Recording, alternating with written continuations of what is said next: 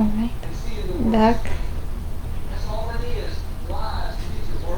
My last video was a little fuzzy.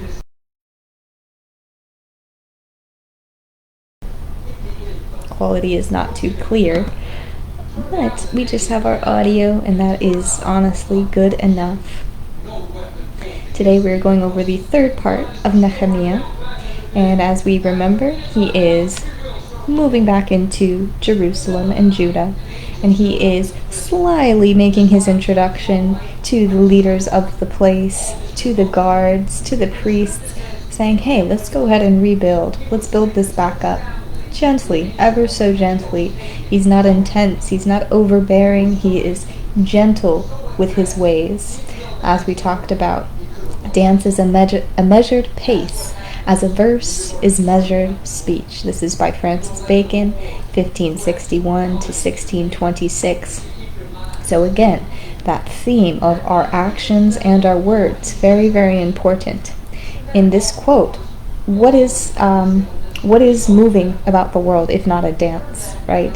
Have it be measured, okay? Have it be calculated. Just like Nehemiah, he came in soft, he came in gentle, okay? And then things start to pick up, and he remains smooth and rhythmic, okay? Same with his words, very smooth and rhythmic and soft, all right? Like a verse instead of just words or speech or an announcement, okay? Although he does do these announcements, as we will read here today, he is very calculated and measured in the way he is. So let us dance through the world.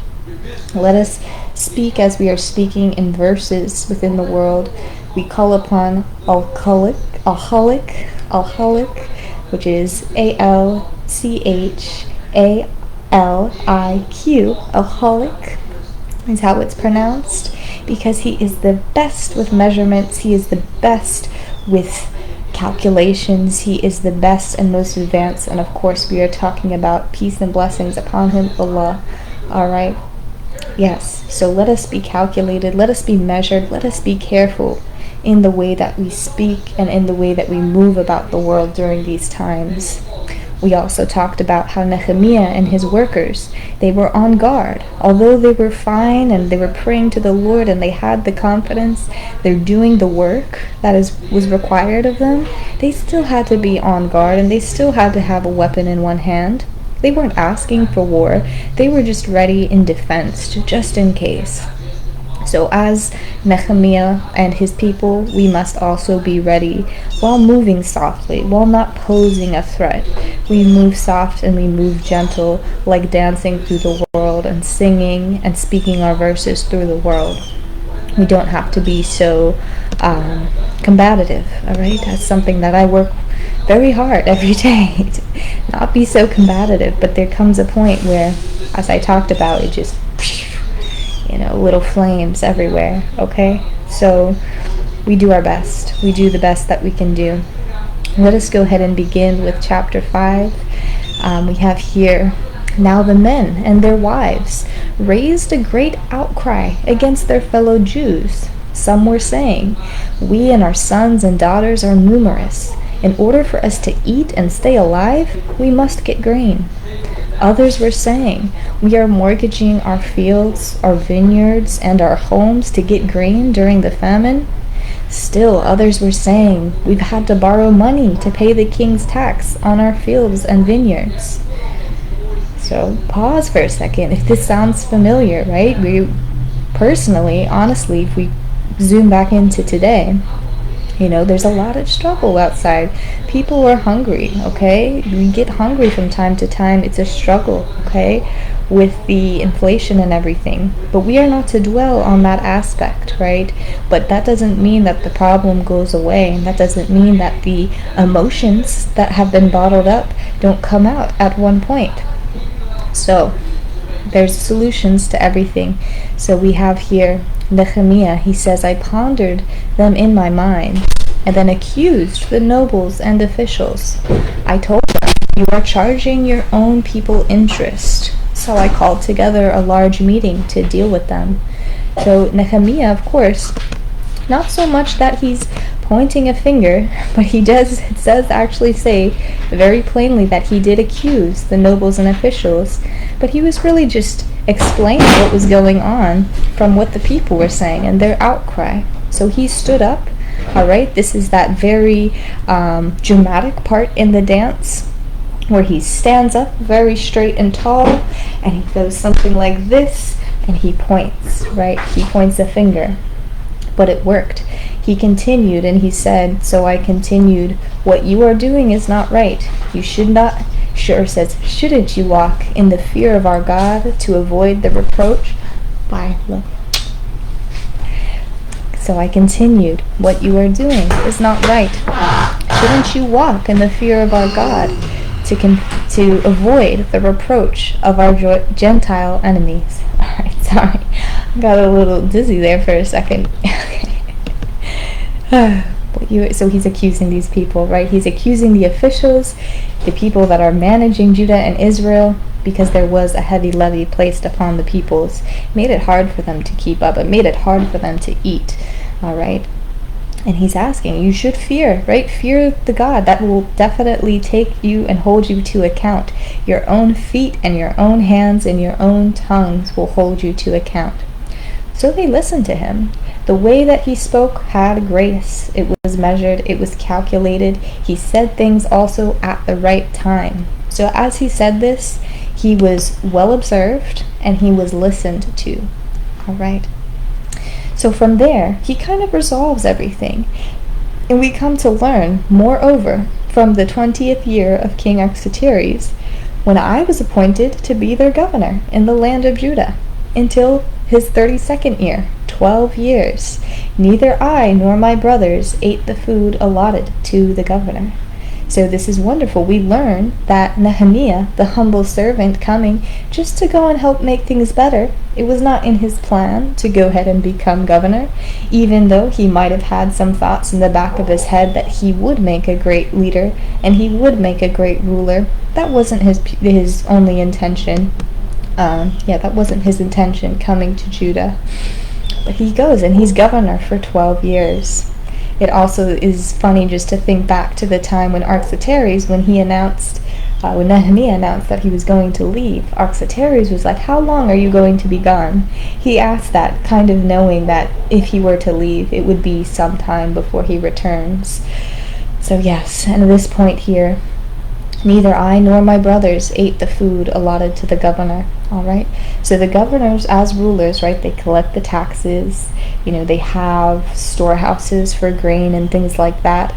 And they have an allotment. So they don't have to go out of their own pocket as a governor and buy their own food and things like that. But he said all 12 years that he reigned, he did not eat the riches. He did not eat the food allotted to the governor. Says furthermore, 150 Jews and officials ate at my table, as well as those who came to us from surrounding nations. So not only was he engorging himself, or not only was he not engorging himself, he also invited others to go ahead and eat on what he was supplying personally, yes, from his own pocket. Although, here we go with Sanballat and Geshem. So those are these jealous ones, as we had called. We're going to figure out what their true reason, and it was what I said first, what they were conspiring against, why they were getting upset about the gates and the walls being rebuilt. Sanballat and Geshem sent me this message. Come, let us meet together in one of the villages on the plain of Ono. So I sent messengers to them with this reply. I am carrying on a great project and cannot go down. Why should the work stop while I leave it and go down to you? 4 times they sent me the same message, and each time I gave them the same answer. Then the 5th time Sanballat sent his aide to me with the same message, and in his hand was an unsealed letter in which it was written, It is reported among the nations, Geshem says it's true, that you and the Jews are plotting to revolt, and therefore you are building the wall. Moreover, according to these reports, you are about to become their king, and have even appointed prophets to make this proclamation about you in Jerusalem. There is a king in Judah. Now this report will get back to the king. So come, let us meet together. Talk about two-faced, right? Talk about two-faced. This is a great example, okay? Come, let us meet together. I want to share in your bounty, right? I want to share in your bounty. But on the same note, right, you're plotting to revolt. You're plotting to revolt. And you even want to become king and take up leadership, so we must meet. So obviously, okay, Nehemiah is like, no way. Okay, they're definitely plotting something riveting against me and dangerous, so of course I'm not going to do this. I sent him this reply. Nothing like what you are saying is happening. You are just making it up out of your head. Which is true, okay? Nehemiah did not go into this with the intention of making Jerusalem strong and ready for war, and he wanted to take over and become king and everything like that. He just wanted to go and help his people.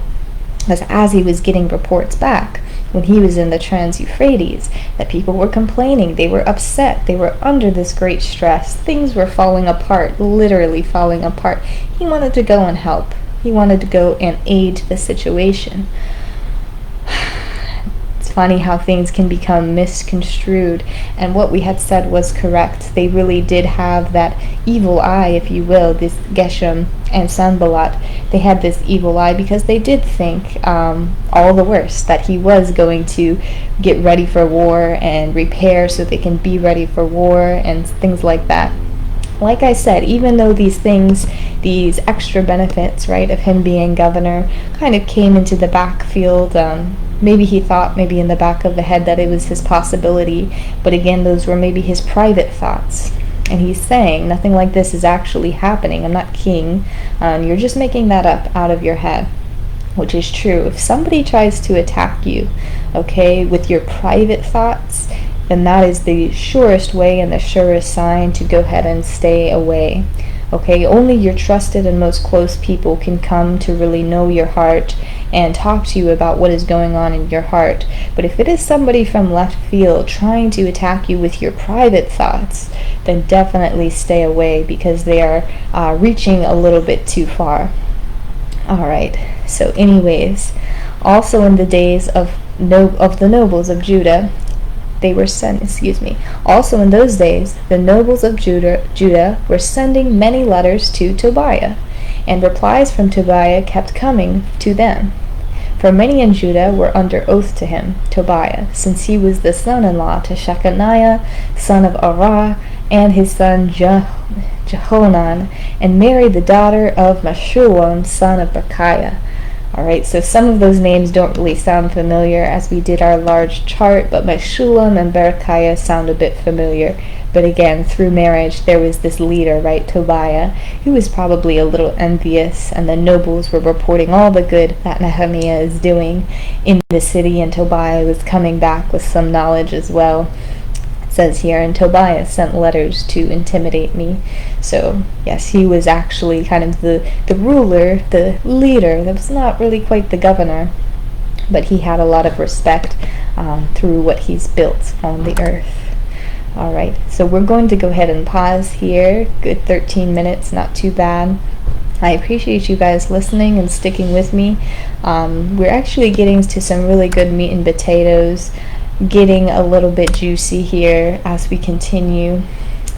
We're not quite done with this book.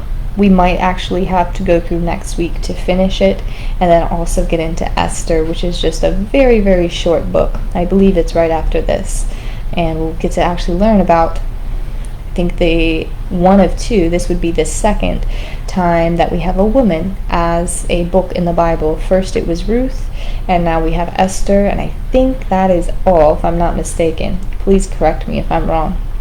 But God bless you guys. Have a good rest of your day. Stay strong, keep your head up, and dance and sing throughout life. Alright, enjoy yourselves. Bye-bye.